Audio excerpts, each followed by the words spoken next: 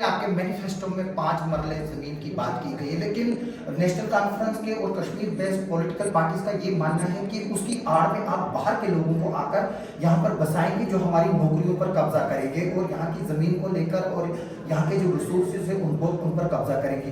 तो आप इस चीज को किस तरह से देखते हैं? बाकी क्या जो बीजेपी के मैनिफेस्टो में 5 मरले की जमीन देने की बात की गई है, जिनको जमीन नहीं है वो बाहर के जो लोग हैं उनको यहाँ पर स्थापित किया जाएगा। देखिए, बाहर के लोगों को कैसे यहाँ पर रखा जाएगा? पहले तो डोमिसाइल बना होगा तो उसके अकॉर्डिंग ही उनको जगह दी जाएगी। 18 तारीख को जम्मू कश्मीर में पहले चरण के चुनाव होने जा रहे हैं, लेकिन इस चुनावी प्रक्रिया में कौन मात देगा वो 8 अक्टूबर को पता चलेगा।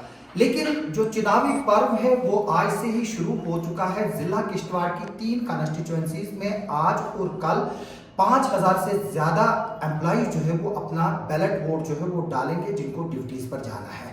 हमारे साथ रजनी सेठी जी मौजूद हैं जो बीजेपी की स्पोक्स पर्सन है, और जो ये इलेक्शन है इसको अगर हम देखें एक हिंदू वर्सेस मुस्लिम नरेटिव करने की जो है वो कोशिश की जा रही है। जबकि मैं अपने सामने अगर एक बैनर लगा हुआ है यहाँ पर बीजेपी का, उसमें मैं तकरीबन 14 से 15 मुस्लिम मोर्चा के जो अधिकारी हैं उनके नाम देख रहा हूँ।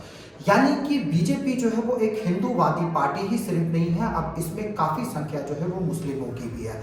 क्या ये इलेक्शन वाकई सिर्फ इंडिया और पाकिस्तान की और हिंदू और मुस्लिम को लेकर ही होगा? इसी पर हम बात करेंगे रजनी मैडम से। मैडम, क्या ये इलेक्शन हिंदू और मुस्लिम के नाम पर लड़ा जा रहा है कि यहाँ आप इसमें भी कुछ चीज देख रही है? देखिए, हम कोई भी चुनाव हिंदू मुस्लिम करके नहीं लड़ते हैं। पूरे देश में चुनाव हम लोगों ने लड़े हैं तो कहीं ना कहीं सभी को लेकर लड़े हैं। सबका साथ, सबका विकास, सबका प्रयास और सबका विश्वास, इस स्लोगन के साथ हम लोगों ने चुनाव लड़ा है। मुझे लगता है कि जो स्कीम्स हिंदुओं के लिए हैं वही स्कीम्स मुसलमानों को भी मिली हैं। ये कुछ पॉलिटिकल पार्टीज प्रोपेगेंडा चला रही हैं कि ये हिंदू वर्सेस मुसलमान है, मगर इसको हिंदू वर्सेस मुसलमान जम्मू कश्मीर में अगर किसी ने किया है तो कहीं ना कहीं एनसी और पीडीपी और कांग्रेस, इन 3 पार्टियों ने किया है। बीजेपी कभी नहीं चाहती कि हिंदू वर्सेस मुसलमान हो। बीजेपी ये चाहती है कि यहाँ डेवलपमेंट की बात हो। बीजेपी ये चाहती है यहाँ जीरो टॉलरेंस फॉर टेररिज्म हो। बीजेपी ये चाहती है कि पाकिस्तान के साथ तब तक वार्ता न की जाए जब तक वहां से आतंकवाद खत्म नहीं होता। मुझे लगता है कि लोग समझते हैं कि बीजेपी की मंशा क्या है, बीजेपी की उनके लिए ही काम करना चाहती है। सबसे बड़ा मुद्दा जो है वो जम्मू कश्मीर में अगर हम देखें वो आर्टिकल 370 और रिस्टोरेशन ऑफ स्टेटहुड है, और बीजेपी जो के पाले में ही जो है ये गेम है। यानी कि अगर स्टेटहुड को रिस्टोर करना है वो बीजेपी ही कर सकती है, क्योंकि सरकार जो है वो आपकी सेंटर में है और अमित शाह जी जो है वो होम मिनिस्टर है। तो रही बात 370 की, जो नेशनल कॉन्फ्रेंस जो इस वक्त कांग्रेस के साथ अलायंस में है, कहीं ना कहीं जो है वो ये बात पीडीपी के साथ मिलकर और कश्मीर सेंट्रिक जो पॉलिटिकल पार्टीज हैं उनके साथ ये लोगों को वादे कर रही हैं कि हम ये जो है वो वापस लाएंगे। उसके लिए उन्होंने रोड मैप तो नहीं बताया, लेकिन ये बताया है कि चाहे वो कानूनी प्रक्रिया हो, चाहे वो जो लेजिस्लेटिव प्रक्रिया हो, चाहे वो उसके लिए उनको जो है वो अगले 50 साल इंतजार करना पड़े, लेकिन 370 वो वापस लेकर रहेंगे। तो आप इसको किस तरह से देखती हैं? देखिए, मैं इसको सिर्फ एक चुनावी स्टंट के तौर पे देख रही हूँ। जो एनसी लगातार इतने सालों से लोगों के साथ कर रही है, पिछले 70-75 साल से सिर्फ उनके वोट लेने के लिए कर रही है। पहले वो अपने मैनिफेस्टो में लिखते हैं कि 370 को वापस लाएंगे, फिर वो अगले दिन बयान आता है फारूक अब्दुल्ला जी का कि अगले 100 साल तक 370 वापस नहीं आता। जबकि वो समझते हैं कि ये सुप्रीम कोर्ट के द्वारा रद्द किया गया है, ये इतिहास बन चुका है, इसको हम वापस नहीं ला सकते। मगर कहीं ना कहीं कश्मीरी लोगों को बेवकूफ बनाने के लिए कि 370 वापस आ रहा है, वो इतिहास बन चुका है, ये सबको पता है। एनसी, कांग्रेस और पीडीपी अपने मंसूबे में कामयाब नहीं होने वाली। जो स्टंट वो इतने सालों से चला रहे हैं अब वो ये नहीं चला पाएंगे। लोग जागरूक हैं, चाहे वो जम्मू के हैं या कश्मीर के हैं, हिंदू हैं या मुसलमान हैं, उनको पता है कि 370 वापस नहीं आने वाला। अगर हम एक चीज कॉमन देखें जो बीजेपी में भी है, एनसी के मैनिफेस्टो में भी है, कांग्रेस के भी है, जितने भी लोग हैं वो है स्टेटहुड की रिस्टोरेशन के लिए। तो इसमें बीजेपी के प्रवक्ता के तौर पर आप क्या लोगों को आश्वासन देंगे? देखिए, हमें आश्वासन देने की जरूरत नहीं है। हमारे होम मिनिस्टर अमित शाह जी ने अपने पार्लियामेंट हाउस में ये खुलेआम बोला है कि जब सही समय होगा यहाँ स्टेटहुड का दर्जा वापस दिया जाएगा। अब ये क्रेडिट खुद लेना चाहते हैं। यहाँ राहुल गांधी आते हैं और रैली में बोलते हैं कि हमारी सरकार आएगी तो हम स्टेटहुड लाएंगे। नहीं, वो बोल रहे हैं कि अपोजिशन आज इतनी स्ट्रांग है कि हम इनको मजबूर करेंगे इलेक्शन के बाद। कैसे तो मजबूर? देखिए भाई साहब, बीजेपी मजबूर को तब किया स्टेटहुड जाता है कि जब हम लोग रिजेक्ट कर रहे हो। हम तो खुद ही कह रहे हैं कि हमने स्टेटहुड वापस देना है जम्मू कश्मीर को, हमारे नेता बोल रहे हैं लगातार, तो आप क्रेडिट लेकिन लेना नहीं मिलेगा? चाहते। कब मिलेगा? जब सही समय होगा, मुझे लगता है कि चुनाव के बाद सही समय होगा, तो मोदी जी भी इसका संज्ञान ले रहे हैं और अमित शाह जी भी संज्ञान ले रहे हैं, सही समय पे स्टेटहुड मिल जाएगा। हम बात करें आपके मैनिफेस्टो में 5 मरले जमीन की बात की गई है, लेकिन नेशनल कॉन्फ्रेंस के और कश्मीर बेस्ड पॉलिटिकल पार्टीज का ये मानना है कि उसकी आड़ में आप बाहर के लोगों को आकर यहाँ पर बसाएंगे जो हमारी नौकरियों पर कब्जा करेंगे और यहाँ की जमीन को लेकर और यहाँ के जो रिसोर्सेज है उन पर कब्जा करेंगे। तो आप इस चीज को किस तरह से देखते हैं? बाकी क्या जो बीजेपी के मैनिफेस्टो में 5 मरले की जमीन देने की बात की गई है, जिनको जमीन नहीं है वो बाहर के जो लोग हैं उनको यहाँ पर स्थापित किया जाएगा। देखिए, बाहर के लोगों को कैसे यहाँ पर रखा जाएगा? पहले तो डोमिसाइल बना होगा तो उसके अकॉर्डिंग ही उनको जगह दी जाएगी। मैं इनसे भी सवाल करना चाहती हूँ, एनसी से, आप लोगों ने बाहर इतनी कोठियां बनाई हैं, फॉरेन कंट्रीज में आप लोगों ने जगहें ली हैं, आपने किस बिहाफ पे ली हैं? अगर आपकी स्टेट में कोई बाहर का नहीं आ सकता, आप बाहर की स्टेट में कैसे जा रहे हैं? पहले ये सवाल आप पे खड़ा होता है। आप लोगों को क्यों बेवकूफ बना रहे हैं कि जम्मू कश्मीर में सिर्फ आप ही का हक रहेगा, आप ही यहाँ राजा बनकर रहेंगे?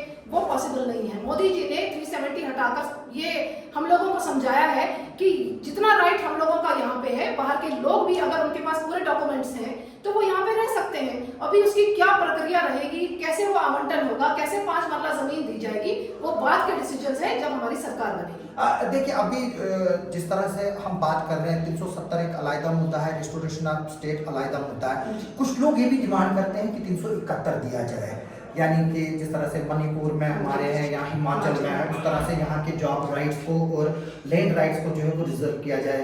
तो क्या बीजेपी उस बारे में सोचेगी? क्योंकि उससे जो श्यामा प्रसाद मुखर्जी का जो स्लोगन था, एक ही देश में 2 विधान 2 प्रधान 2 निशान जो है वो नहीं चलेंगे, तो क्या अगर वो चीज आप दे देते हो तो उससे बीजेपी की आइडियोलॉजी उसमें हिट होती है क्या? वो तो उस पर क्या बोलेंगे आप? देखिए, वो मैं वही बात कर रही हूँ, जब हमारी सरकार बनेगी, सरकार बनने के बाद हमारे क्या क्या मुद्दे रहेंगे। कुछ लोकल इश्यूज भी हैं जो हमने सॉल्व करने हैं, चाहे यहाँ की एम्प्लॉयमेंट के इश्यूज हैं या बाकी मुद्दे हैं जम्मू कश्मीर को लेकर। मुझे लगता है कि सरकार एक बार बनने चाहिए, उसके बाद जो जो हमें लगेगा कि लोगों की डिमांड्स है, जो जम्मू कश्मीर के लोग चाहते हैं, उसके ऊपर संज्ञान लिया जाएगा और केंद्र सरकार के साथ बात करके उसका हल निकाला। देखिए, अगर हम बात करें अब किश्तवाड़ की, जो इस वक्त किश्तवाड़ की राजनीति जो है वो पावर प्रोजेक्टों को लेकर जो है वो अटक गई है।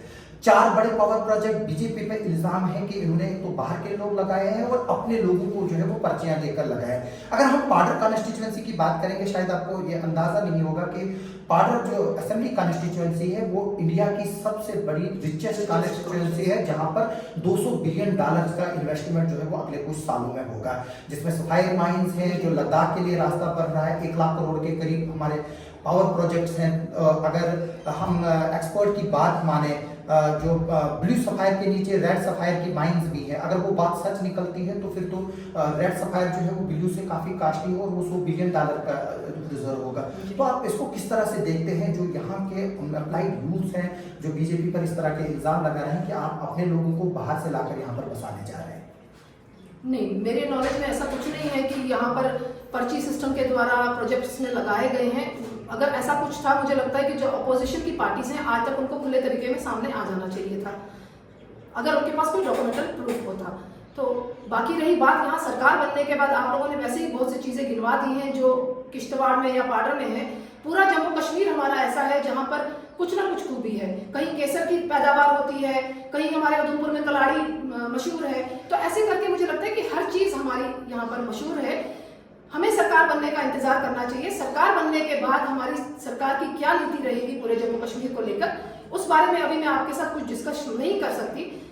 8 अक्टूबर का वेट करें, चुनाव का रिजल्ट निकले, हमारी सरकार बने, जो कमी पेशी यहाँ पर होगी उसको पूरा करने की। देखिए, अगर हम बात करें रिलीजियस पिलग्रिमेज की, जिस तरह से अमरनाथ यात्रा पर सरकार ध्यान दे रही है, वैष्णो देवी यात्रा पर सरकार ध्यान दे रही है, जबकि हमारे किश्तवाड़ में भी मचेल यात्रा इस साल 3 लाख जो है वो टच कर गई और वहाँ इंफ्रास्ट्रक्चर की कमी है। और दूसरी बात, हमारे पास एक तरफ से जियारत है यहाँ पर शाह फरीदुद्दीन बगदादी रहमतुल्लाह अलैह की, दूसरी तरफ से सत्तल देवी माता अष्टभुजा का मंदिर है। मचेल की बात की, खुद माता की बात करेंगे, चिट्टू की बात करेंगे, यहाँ से जो है वो मिंदल माता यात्रा की जाती है। लेकिन वो सरकार उस तरह से ना यहाँ तो एक पिलग्रिम टूरिज्म की तरफ ध्यान दे रही है, पिलग्रिमेज की तरफ, और ना ही जो है वो टूरिज्म को यहाँ पर सपोर्ट करने की जो है वो अभी तक कोई जो है वो एक कॉम्प्रिहेंसिव प्लान जो है वो सामने आया। तो आप इसको किस तरह से देखती हो, और बीजेपी के स्पोक्स पर्सन के नाते आप लोगों को जो है इस पर क्या बताना चाहेंगे?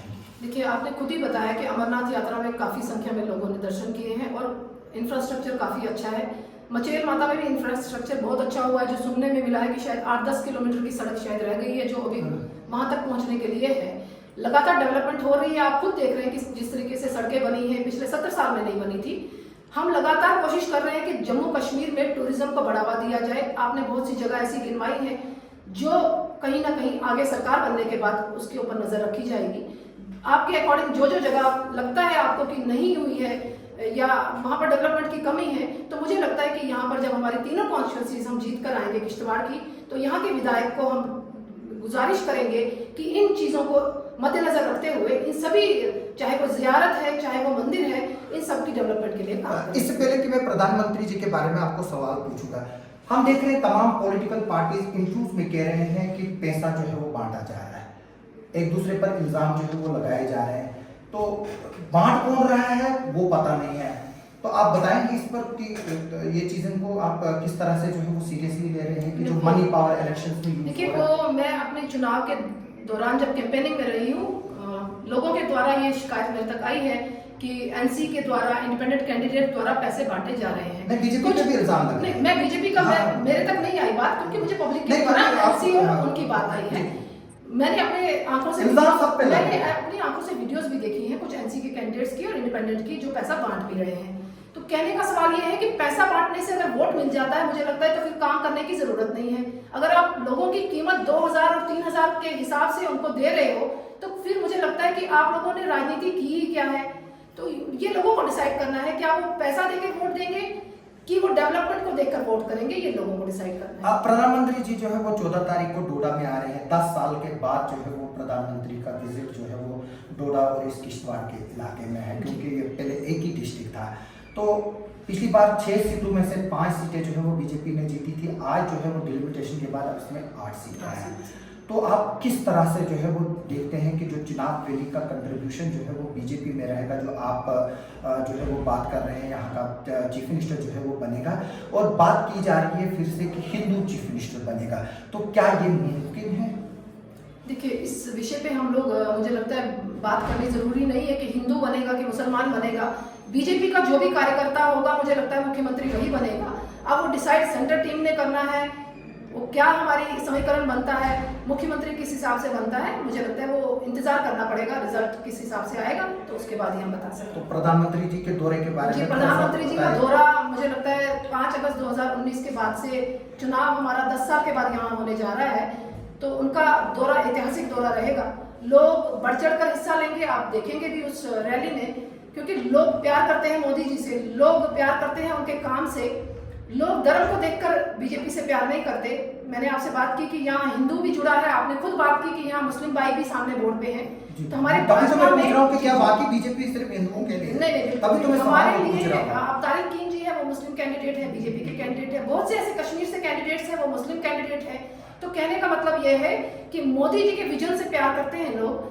ये आपको मिसाल दिखेगी 14 सितंबर को, जिस दिन उनकी रैली है। क्या आपको लगता है कि जो अब राजौरी पूंछ की बात करते हैं, आपने खटाना साहब को वहां पर एमपी बनाया है, तो क्या आपको लगता है जो एसटी रिजर्वेशन जो बीजेपी ने दी, उससे जो है वो बीजेपी को इस इलेक्शनों में जो है वो फायदा होगा? क्योंकि पार्लियामेंट इलेक्शन में जो है वो फायदा वहाँ दिखाई नहीं दिया, क्योंकि वहाँ पर एनसी के जो मियां अल्ताफ साहब है वो जीते। तो आप इसको किस तरह से देख रहे हैं?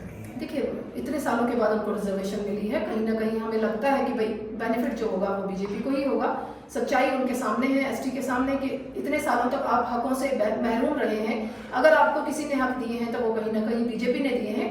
असेंबली चुनाव में आप लोगों को दिखेगा कि बढ़ चढ़कर वोट होंगे और हमारे कैंडिडेट जीत कर आएंगे। तो लोगों को क्या बोलेंगे आप आखिर पर, क्योंकि हम आपको स्पोक्स पर्सन है जेएनके की, सिर्फ मैं फर्स्ट फेज के लिए मैं 3 फेजों की बात करूंगा, तो क्या संदेश देंगे लोगों को यहाँ पर, खास तौर पर जो कश्मीर में जहाँ पर जो है वो बीजेपी को जो है वो एक तरह से वहाँ की जो सेंट्रिक पार्टीज है वो एक अछूत करार दे रही है, और एंटी कश्मीरी और एंटी मुस्लिम जो है वो बीजेपी को करार दे रहे हैं? उनके करार देने से कुछ नहीं होता। मैं खुद एक कश्मीरी पंडित फैमिली से बिलोंग करती हूँ जिसने विस्थापन का दर्द सहा है। मुझे लगता है कि एक कश्मीरी ही समझ सकेगा कि इस समय कश्मीर के लोग क्या चाहते हैं। क्या वो ऐसी पार्टियों को चाहते हैं कि जो दोबारा यहाँ पर आतंकवाद फैलाए? मुझे लगता है कि वो ऐसी पार्टी बिल्कुल नहीं चाहते। एनसी अपने मंसूबे में कभी कामयाब नहीं होगी। इस बार वो देखेगी कि भाजपा के जो कार्यकर्ता है वो कश्मीर से भी जीत कर आएंगे। मैं आपके माध्यम से जम्मू कश्मीर वासियों से ये निवेदन करना चाहूंगी कि ऐसे कैंडिडेट को वोट करें जो आपकी डेवलपमेंट के लिए काम करे, ना कि ऐसे कैंडिडेट को जिताएं जो आतंकवाद, पत्थरबाज और अलगाववाद को सपोर्ट करे। ये डिसाइड आप लोगों ने करना है कि आपको 75 साल पुराना वाला जम्मू कश्मीर चाहिए या मोदी जी वाला जम्मू कश्मीर चाहिए जो एक विजन लेके काम कर रहा है कि जम्मू कश्मीर को एक नया जम्मू कश्मीर बनाना है। यही निवेदन करना चाहूंगी। ये थी रजनी मैडम, इनका साफ कहना है कि जो बीजेपी है वो हिंदू और मुस्लिम पर बिलीव नहीं करती है, वो एजेंडा और डेवलपमेंट पर बिलीव करती है और जो मोदी जी का एजेंडा है उसको लेकर जो है वो लोगों से वोट मांग रही है।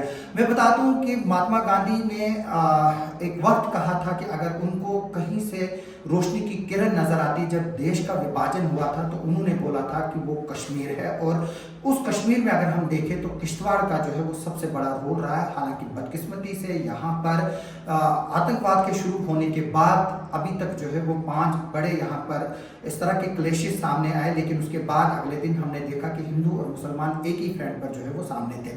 अब ये देखना होगा कि जो लोग हैं वो किसके सर पर ताज डालते हैं। क्या बीजेपी जो है वो इस बार कश्मीर में अपना डेब्यू कर पाएगी कि नहीं कर पाएगी? क्या बीजेपी अपना चीफ मिनिस्टर बना पाएगी, क्या नहीं बना पाएगी? क्या जो नेशनल कॉन्फ्रेंस और कांग्रेस ने लोगों के साथ वादे किए लोग उनसे जो है वो प्रभावित होंगे या बीजेपी के जो वादे हैं उनसे प्रभावित होंगे? ये अब सिर्फ 8 अक्टूबर को ही पता चलेगा जब वोटों की गिनती होगी। मेरी इस वीडियो के जरिए आप सब लोगों से अपील है कि वो वोट जो है वो डेवलपमेंट के नाम पर दे, मजहब की राजनीति पे नाम पे ना दे और पैसों की राजनीति पर ना दे। और मेरी लोगों से इस वीडियो के जरिए अपील है कि अमन और भाईचारे को जो है वो बनाए रखे। 18 तारीख के बाद जो है वो चुनावी दंगल खत्म होने के बाद हम सब लोगों को फिर से एक ही साथ बैठना है, एक ही समाज में जीना है और एक ही साथ जो है वो रहना है। आप सबका सुनने के लिए और देखने के लिए बहुत बहुत शुक्रिया।